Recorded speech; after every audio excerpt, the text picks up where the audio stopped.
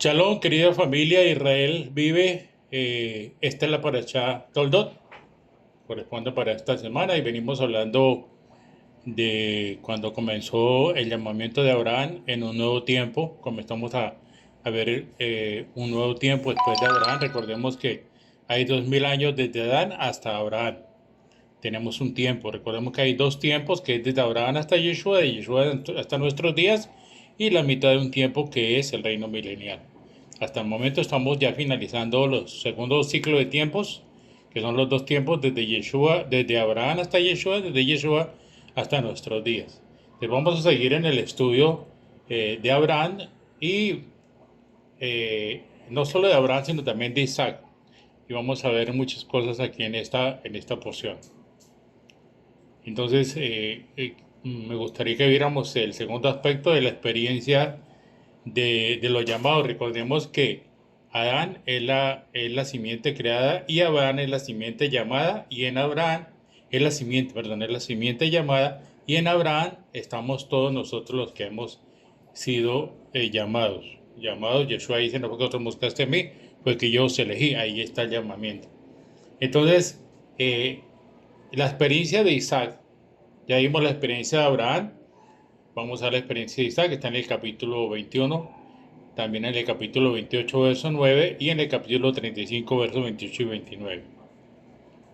Entonces, como creyentes hemos estado eh, viendo, estudiando año tras año, pero lo hemos hecho de una manera más histórica, que real, o sea, que presente. Y la cuestión, todo esto es que la palabra tiene que ser traída al presente, porque todo es una sombra, dice el Pablo, todo es una sombra de una realidad. Todo lo que está en la Torá y en el Tanakh son sombras de una realidad, son semillas de un fruto. Entonces, a veces tenemos dificultades para entender cuál es el verdadero significado de la experiencia de Isaac. ¿Sí?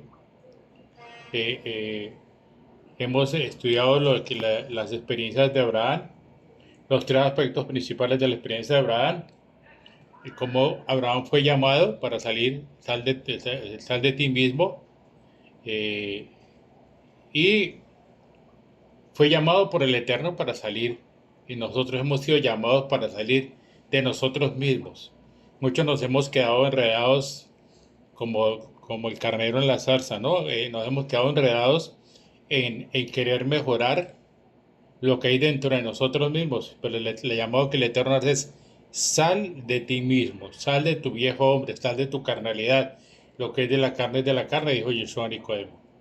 Hay que avanzar, hay que nacer del agua y del espíritu. Más que todo, nacer del espíritu, ¿sí? Aunque la palabra dice que del agua y del espíritu, dicen que hay unas versiones antiguas en las cuales no aparece la palabra agua, que fue agregada por el asunto de los bautismos en las iglesias cristianas, ¿no? En la cristiandad. Entonces vemos que los tres aspectos principales de la experiencia de Abraham, que fue el llamado del Eterno, ¿sí? Eh, Ahora, Abraham vive por fe, recordemos que es el padre de la fe, y él vive por fe en el Eterno. Recordemos eso, vivir por fe en el Eterno.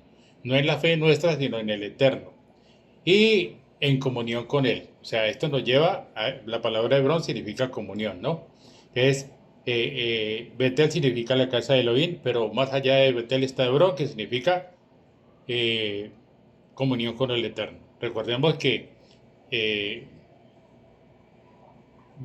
Betel y Ahí son dos lugares distintos. Betel es la casa del Eterno y Ahí significa escombros, que fue cuando eh, Abraham le dio la espalda a él. Ahora, encontramos estos tres aspectos principales de Abraham. Ahora debemos mirar acerca de Isaac. Y si miramos el relato en el capítulo 21 al 28, necesitamos ver experiencias de vida, porque la idea es que la palabra produzca vida y vida en abundancia, ¿no? Si estamos hablando de que Yeshua dijo: si no le creéis a los profetas, a Moshe y a los profetas, no me creéis a mí, porque me escribieron a ellos. Entonces, encontramos que estas experiencias, algo interesante es que no vemos que él haya sido llamado. Isaac no fue llamado, Isaac no vivió por fe en el Eterno, ni en comunión con el Eterno, cosa que Abraham sí lo hizo. ¿Por qué? Porque Bereshit nos revela que Isaac, lo que habla la Torah acerca de Isaac es que Isaac nació, se casó y engendró 2 hijos.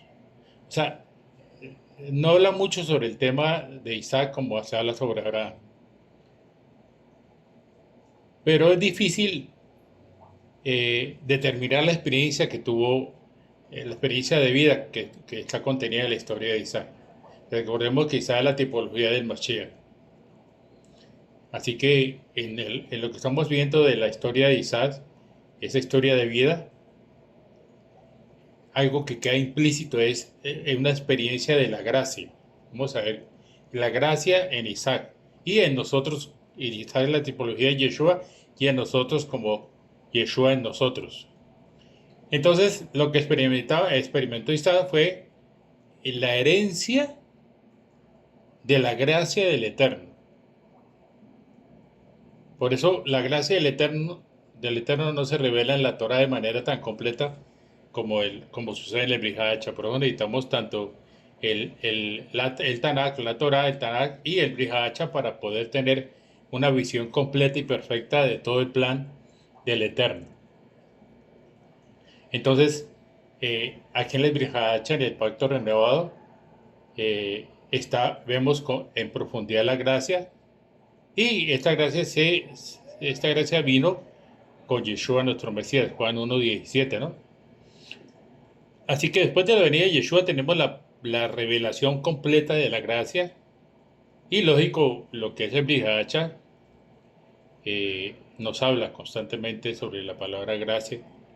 Inclusive se utiliza repetidas veces porque la idea es hablarnos de algo que es fundamental para nosotros.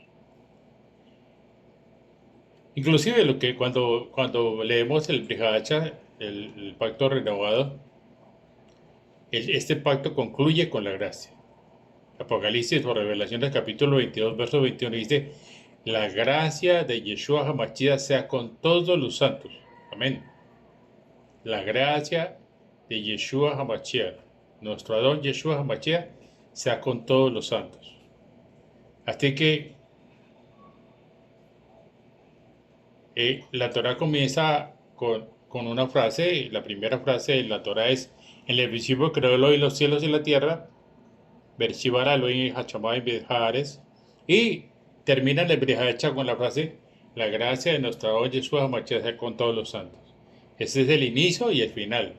Recordemos que en el inicio están las semillas y en el final están los frutos. Sí, estaba leyendo algo interesante y era de alguien que escribió y decía que un hombre fue llevado al cielo y allí había, un hombre pasó, iba caminando y de pronto vio que había una vez decía la tienda de Dios. Y entonces el hombre entró y allí había de todo, gracia, salvación, misericordia, amor, todos los frutos del Espíritu, ¿sí? Gozo, paz, paciencia, benignidad, bondad. Entonces, él dice que había un ángel atendiendo y entonces él fue allá y le preguntó. Le dijo: sí, claro, lo que usted pide acá, inclusive no le cuesta nada, simplemente usted tiene que pedir. Entonces él comenzó a pedir 500 de gracia, 1000 del amor, y bueno, completó un paquete. Cuando se lo entregaron, él esperó que el paquete fuera grande. No, el paquete era pequeñito, era un paquete muy pequeñito, como un estuche de regalo muy pequeñito. Y él dijo: pero ahí cupo todo lo que yo pedí. Dijo: sí, es que aquí no damos frutos, damos semillas para que ustedes las cosechen. Y así es. El Eterno nos dio en el principio las semillas para que en todo el trayecto que nosotros llevamos, por ejemplo, cuando hablamos de la semilla incorruptible, esa es una semilla que vino a nosotros, que comenzó un proceso en nosotros, el proceso de gestación. Concebimos, fuimos engendrados de simiente incorruptible, nosotros concebimos, llevamos un proceso de gestación, como pasó con el pueblo de Israel en el desierto, y nacimos cruzando el Jordán. De ahí en adelante tenemos un proceso de crecimiento para llegar al final de todo, que es la gran cosecha, que es la fiesta de Sukkot. Comenzamos en Pesach, y terminamos en Sugó, como dice el Vayikra capítulo 23. Entonces, vemos que en el relato de Berechit, acerca de Isaac, aquí no encontramos la palabra gracia. Aunque, lógico, está implícita en la gracia. Este es el motivo por el cual a muchos les es difícil comprender la Torah. Eh, ¿Por qué? La Torah habla de muchas cosas muy profundas, de una revelación impresionante que solo el Espíritu Santo lo puede hacer en nosotros, que solo fue dado para el hombre nuevo, para el hombre que no peca, para el hombre que nació de nuevo, que es Yeshua en nosotros. ¿Sí? Así que eh, hay muchas cosas aquí en lo que es la Torah, en la Torah y el Tanaj, que hablan de la gracia, ¿sí? Pero sin mencionarla. O sea, no aparece la palabra gracia, como aparece el de Brihacha, ¿no? Entonces aquí vemos, por ejemplo, la experiencia de Isaac, que se narra en Berechit, pero si viéramos la experiencia de Isaac, pues difícilmente podemos encontrar una experiencia de la gracia. ¿Por qué? Porque no es histórico, no es plano, es revelado, es profundo. Y eso es lo que hace el Espíritu de Santidad. El Espíritu de Santidad nos guía a toda verdad. Esa es la clave de una palabra que no viene para la carne, sino viene para el Espíritu. Entonces, el Brihadacha nos habla o nos afirma en cuanto a la experiencia de vida que esos tres, que es Abraham, Isaac y Jacob, no pueden ser considerados como tres individuos separados. Digamos que así como nuestro espíritu, alma y cuerpo, está Abraham, Isaac y Jacob, inclusive, si miramos algo que es, en cierta manera, loco, es que los 3 días de la creación nos hablan el primer día de Abraham, el segundo de Isaac y al tercero de Jacob. ¿Sí? En el tercer día vemos una dualidad y Jacob, Israel, tuvo 2 esposas, 2 concubinas y es una especie de dualidad. Eh, entonces, no podemos considerar estos tres, Abraham, Isaac y Jacob, como separados, sino como un solo cuerpo en sí. O sea, aspectos de la experiencia de vida de una persona completa, eso nos habla acerca de nosotros, nuestro espíritu, alma y cuerpo. Por eso la palabra dice, sean irreprensibles vuestro espíritu, alma y cuerpo para la venida de Yeshua. Entonces comenzamos a encontrar cosas profundas que se requiere cierta madurez espiritual para poderlas entender, porque generalmente siempre hablamos de lo histórico, de que Abraham, de Sara, de que el Balá vino, de que destruyó Soma y Gomorra o Sedón y Amorrá, bueno, todo es histórico, pero eso hay que traerlo al presente. Abraham tuvo un hijo con Agar que se llamó Ismael, pero eso es histórico. Hay que mirar el contenido espiritual. Por ejemplo, en el caso de Agar e Ismael y en el caso de Sara y Isaac, el rabino Chablo habla sobre Agar, que representa el monte Sinaí, la ley, y Sara, que representa el monte Sión, la gracia y todo. Entonces hay que ir a profundizar en lo.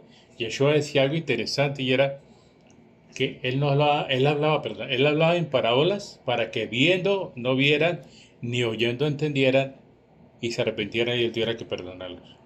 Entonces vemos que la palabra viene con unas claves especiales que únicamente eso nos lo revela el Espíritu de Santidad que mora en nosotros, a donde el Espíritu de Santidad no mora o a donde mora de una manera muy débil, digámoslo así, porque está en nosotros dejar que Él actúe completamente o limitarlo. Entonces no vamos a poder entender todo el significado de lo que es la revelación de la palabra del propósito del Eterno. Entonces vemos que eh, eh, Abraham representa el aspecto del llamamiento, de vivir por fe en el Eterno, de tener comunión con el Eterno. Isaac representa el aspecto de que hereda algo, hay una herencia como hijo, hereda algo, lo mismo que Yeshua hereda algo del Padre, hereda la gracia y disfruta la herencia de esa gracia. Ahora, Jacob representa el aspecto de ser elegido, fue elegido. Recuerde que Jacob y Esaú son dos hermanos, el uno fue elegido y el otro fue desechado. Dice que no había nacido ni había hecho ningún mal de bien y el Eterno ya había aborrecido a Esaú, más a Jacob había amado. Entonces eso tiene también su revelación. Entonces Jacob representa el aspecto de ser el elegido. Pero para ser elegido y para ser llamado y para tener llamarse Israel príncipe con la ley, tenía que ser disciplinado por el Eterno. Y eso es lo que sucede con nosotros. Llevamos un proceso de disciplina.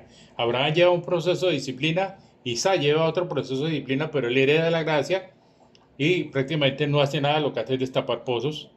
Y, y Jacob pasa de ser disciplinado, llevar un proceso, a ser transformado en príncipe de Elohim. Entonces aquí en esta experiencia de vida, recordemos que es vida, vemos el aspecto del deleite, de la gracia, ¿sí? Generalmente lo que encontramos en las religiones nos dicen acerca de que la vida espiritual debe ser una vida de sufrimiento, que tenemos que llevar la cruz, que tenemos que gemir en las oraciones, que tiene que haber un quebrantamiento en nosotros, que tiene que haber, para buscar una mejoría en nosotros, tiene que haber un quebrantamiento buscando esa mejoría, cuando en realidad, como dijo Yeshua, lo que es nacido de la carne, carne es. Muchos mensajes de los que se proclaman hoy en día los púlpitos nos dicen que este no es tiempo de disfrutar, sino tiempo de sufrir y de llevar la cruz, ¿sí? Y que nuestro deleite pues está asegurado, pero cuando vuelva Yeshua, después en el reino milenial y después de ahí para adelante. Ahora, no digo que eso es erróneo, en cierta manera hay algo de verdad aquí, ¿no? Digamos que aquí afirma que es un aspecto, es solo un aspecto de nuestra vida espiritual. Existe otro aspecto, el aspecto del deleite, deleitarnos y gozarnos.